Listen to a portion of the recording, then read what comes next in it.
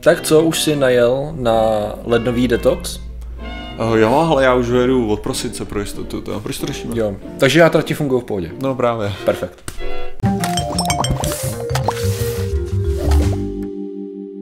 Zdravím lidi, já jsem Martin Horta, tohle je Patrik Kořenář a dnešním sponzorem jsou naše vnitřní orgány.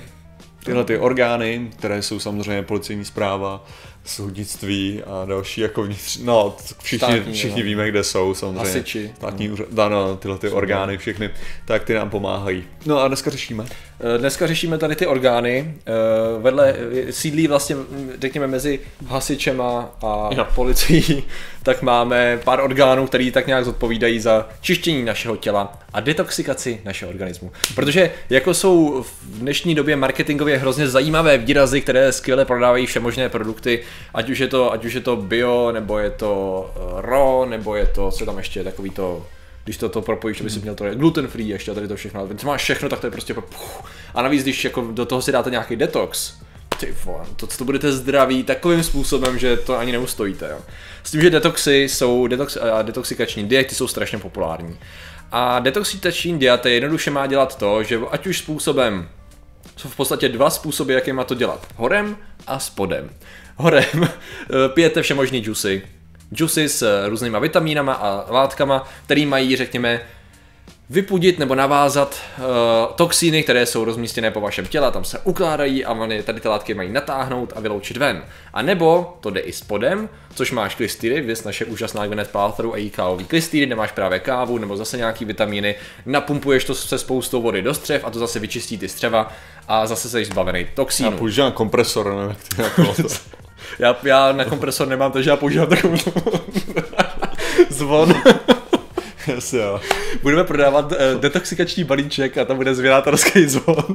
Zvěnátorský zvon a kompresorek malej. Skvělý. Takže na business plán další jsme připravený. Nicméně ten zásadní problém, asi tušíš, který tady s těma všema věcma je. Vidíš tam nějaký problém tady s tou detoxikací? Ne, já si myslím, že to je perfektní. Je to perfektní až na jednu drobnost a sice, že my tady máme takový velikánský orgán, který mu, ty vole, říká... Pečeň. Ne, já si nemůžu vzpomenout na český název liver. Játra. Pečeň. No jistě, a bůček. Tady nejlepší. Ty nevíš, že se slovensky řeknou játra. Oni se řeknou pečeň. Ty slova. Chci říct, slovenština je krásný jazyk a já ho uznávám, samozřejmě. Ty už bys tak... Oni fakt říkají játrům pečeň. Jo, mám pocit, že to jo. A co jako když my jíme pečeň, tak oni jedí? Já nevím, ježiši, jo. Dobrý, pohodě, játra. A játra jsou detoxikační mechanismus organismu, společně s ledvinama teda. A tam je ještě zavěšený ten žlučník. Myslím, že jde jednoduše o to, že právě systém, jako hlavní prostě důvod existence jater je ten, že právě pročišťují veškerou krev a řekněme tekutiny, které procházejí vaším organismem právě tím způsobem, že toxiny, ať už to jsou řekněme látky přirozeného původu nebo umělého původu, tak oni rozkládají na látky, které jsou rozložitelné ve vodě pak ve vašem organismu. A mají na to docela solidní složitý systém, s tím, že ještě krmějí právě žlučník, který vyrábí, tam se vyrábí nějakých 800 až 1000 ml žluči denně, což je super, což zase pomáhá dalšímu rozkládání tady těch věcí, pak se to vypouští do tenkýho střeva, do 12níku a jo. Pečeň, to je neuvěřitelný.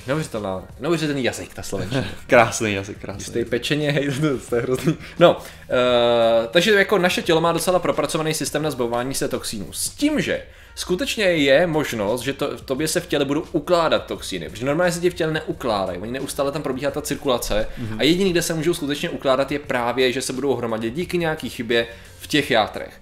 S tím, že tam může se tam ukládat měď a může se tam ukládat železo, jestli se nemýlím, a vitamin K anebo A, myslím, že Ačko, protože Ačko je právě v té vysoké koncentraci, jak již víme, tak vysoká koncentrace tady těch věcí je škodlivá, takže dokonce, tam můžeš najít přímo, ne? Ano.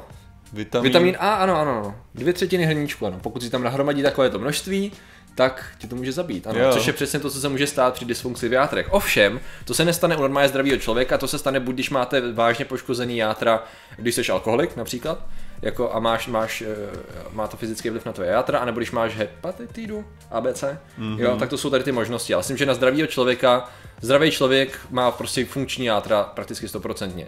S tím, že ještě druhá věc, když to zkombinuješ s tím spodkem, což je ten klystýr. Tak klystýr je skvělý v tom, že my máme mikrofloru střevní, že jo, která právě má určitý vybalancovaný stav a pokud ho narušíš, například antibiotikama, že jo, tak ty můžeš právě umožnit, že nebude to, řekněme, efektivně fungovat nebo bojovat proti rozšíření jiných bakterií, které ti zase můžou způsobit třeba infekční zánět nebo průjem, ten, víš co, ten nebezpečný. No máš tam prostě takový ten stav, kdy ty bakterie tam bojují o každý centimetr čtvereční a co ty uděláš je, že vyhází všechny ty bakterie a přijdou tam cizí látky a řeknou si, no super, tak zaděláme na průser, že jo. Což nemluví o tom, že ty právě mají... Já bych skoro řekl, že ty bakterie tam zadělávají normálně na průser. Jo, jasně, ale jde o to, že tam je taková... Přesně tak. Výborně. No, s tím, že vlastně kromě toho, že ty klystry mají ještě negativní efekt v tom, že můžeš často, když to není profesionálně udělaný, což nevím, jak můžeš profesionálně, prostě dobře udělaný, tak můžeš natrhnout klidně tu hladinu, víš co, střeva, může to vést k dalším průjmům a tak. Takže no, protože takový... tam prostě tu vodu budeš pumpovat jak idiot. Prej až 60 litrů vody během jednoho klystru se napumpuje.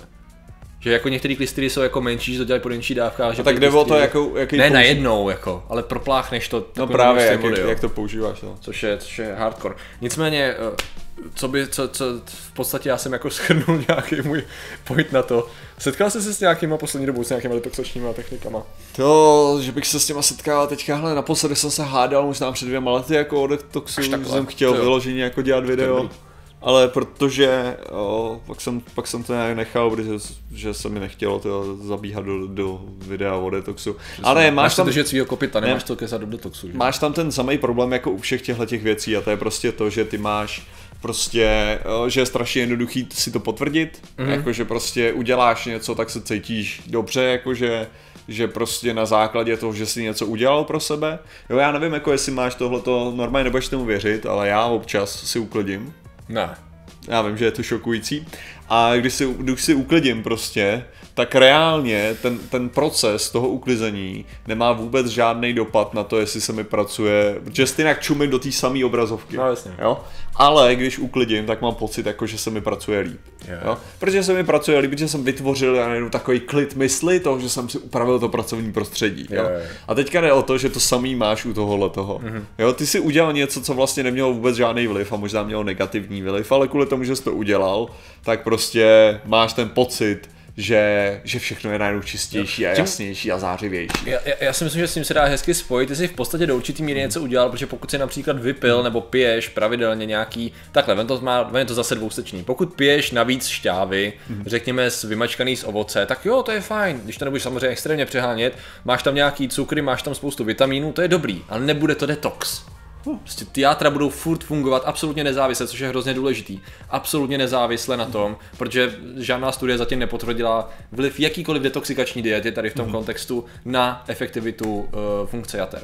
Je tam nějaká možnost celá logicky toho, že když budeš zdravě jíst a zdravě pít, tak budou zdravě fungovat všechny orgány včetně jater. Mimochodem nemáš pravdu v té základní postuly, v tom, že jsi prohlásil, že máš ty 2 typy detoxu, existují další typy detoxu. Ok, fajn, ještě dieta úplná. Ne, máš ještě lepší typy detoxu, pak máš ještě ty dobot, jestli jsi viděl ty typy detoxu. Máš to, že si dáš nějakou tu nálepku na to, když si dáš tu nálepku na ty nohy, jsi nikdy neviděl? Nálepku na nohy? To je nálepka, ale ok, dej chodidlový detox nebo něco takového, zkus si vyhledat. Evidentně neznáš to kvalitní detoxy, tyjo. Já nevím, detox. Určitě to najdeš. A hele, tady máš ty nálepky. Hnedka si tady můžeš najít. Biomagic, detoxikační náplasti. Tak. Detoxikační náplasti. Tady tohleto si dáš na to, na chodidla a ono to z tebe vycaje ty toxiny. A ono to z tebe má vysát ty toxiny. Já jsem to ani nechtěl říct, jakože to myslím vážně, a protože jsem se zasmál, mi to jen přišlo tak strašně stupidní, když jsem to řekl, že jsem se musel zasmát. Každopádně oni to podporují takovýma těma fotkama, že mají sajrajt na nohách potom a to jsou ty toxiny prej. Takže jo, když dáš obrázky, jo, tak určitě najdeš nějaký tady, když si to lidi sloupávají a všichni si fotějí samozřejmě na Instagram, jak mají toxiny toho na nohách. Je to vtipný. Co je ten sajrajt? To je normální sajrajt? Nebo nebo je to nějaká složka, která reaguje v té tak ono tam máš několik bodů, že jo, buď máš normálně, že tady máš nějaký ty detoxikační lázně, pak tam máš občas, že tam máš nějakou konkrétní tinkturu, která to má prostě vysát, a potom někdy to máš prostě, že tam jenom náplast, a jelikož to máš celý den na noze, tak prostě se ti tvrdá kůže a tak, a znáš, když máš tu tvrdou, nebo když máš tu kůži, že jo, a ono ti to jako zjemní, tak máš prostě takový načernalý ty, jo, protože prostě se v tom krásně ztrácí a lidi tvrdí, že to jsou toxiny, protože je to mrtvá kůže, že jo. Dobře. Jsou to dobrý věci, a možná ještě tady najdu. Jo, já si dokážu představit širokou škalu v tuhletu chvíli spektr, která může fungovat od náplastí přes všechny možný hovadiny další. Takže důležitý poznatek toho všeho je, že to prostě dělají naše vnitřní orgány, a pokud nejsou zásadně poškozený, tak to prostě budou dělat dál a bude jim úplně jedno na tom, jestli si dáte na nohu náplast nebo jestli vypijete džus. Pokud vypijete 10 džusů v 10 dnech, tak tělo bude říkat, jo, super, mám vitamíny, já jsem hydratovaný a mám přírodní cukry, což je jako skvělý a můžu fungovat, a já teda řeknu, jo, dobrá práce, tam nahoře, někde jinde a nechte mě pracovat dál, jo. Takže takhle to je, no, s tím, že jako nemusíte tím pádem utrácet za spoustu prostě detoxikačních věcí, protože detox prostě je přírodní. Detox je přírodní, ale ono tohle hlavně vzniklo s takovým jako LA stylem, bych řekl, a vzniklo to v rámci detoxu, který je skutečný, což je samozřejmě protidrogový detox. Přesně tak. Kdy to je detoxification, to má trošku jiný, to není detox, no, je to prostě trošku jiný termín. Jo. Ale o co jde je, že tady součástí těchhletěch, jakože, kdy samozřejmě, kdy tělo by byl moc velký šok jít bez té drogy, jo, takže se dělá tak, že se dávají další látky do toho těla, aby to tělo mohlo jako zvolnit do toho průběhu, vlastně zbavit se drog. A zároveň právě protože mnohdy tohleto je takový jako pro celebrity a řekněme další jako vlivný a bohatý lidi, tak samozřejmě z toho dělají takový systém lázní, jo, kdy lidi pijou džusy, chodí na různý tyhle ošetření a tak, takže lidi udělali to spojení, co kdyby jako spojili tohleto s normálním životem, a tudíž by to mělo být o to efektivnější, jo. Ale problém je, že samozřejmě tyhle ty dvě věci, jako to pití džusů a tak, je spíš jako o tom, aby se ty lidi cítili příjemně tak, v tom prostředí a tak, že jo, zvlášť když jako... Jenom bych doplnil, že to nemusely být jenom drogy, ale prostě když máš nějaký léky, že jo, drugs, v případě, že to je, když máš prostě nějaký léky v organismu a potřebuješ se jich zbavit, ale v podstatě je to ten samý princip, jako je to samé. Takže proto to řešíme, jo. Řešíme to, protože detox, jo, dobrá práce. Já no. The hardest working livers in the universe. Takže děkujeme za vaši pozornost, zatím se mějte a čau. Detoxujte.